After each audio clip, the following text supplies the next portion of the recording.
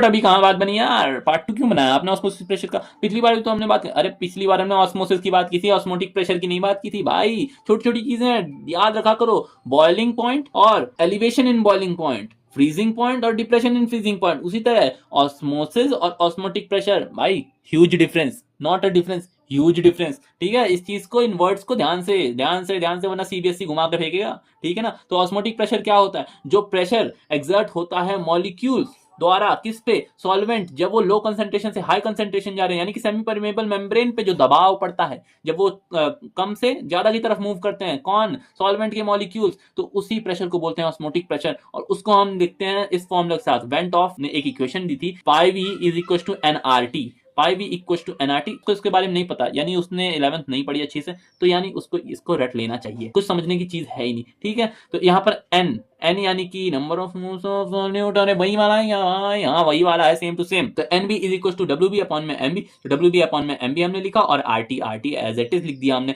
और W B upon में M B लिखा है, यहाँ से वी को नीचे ले आए हमने यहाँ क्या देखा? Pi is equal to W B into R T upon में एम बी इंटू वी, यानी कि एम बी हमको खाली दिख गया तो हमने एम बी को वहां भेज दिया, और हमने इसको बना दिया कॉलिगेटिव प्रॉपर्टीज। देख लो एक और फॉर्मूला आ गया हमारे पास, अब आ चुके हैं 4 फॉर्मूला, 4 कॉलिगेटिव प्रॉपर्टी। पहली कॉलिगेटिव प्रॉपर्टी आरएलबीपी, दूसरी colligative property elevation in boiling point, तीसरी colligative property depression in freezing point, चौथी colligative property osmotic pressure, osmotic, osmosis नहीं, ऑस्मोटिक प्रेशर। ठीक है, तो यही चीज यहाँ पर भी लिखी हुई है।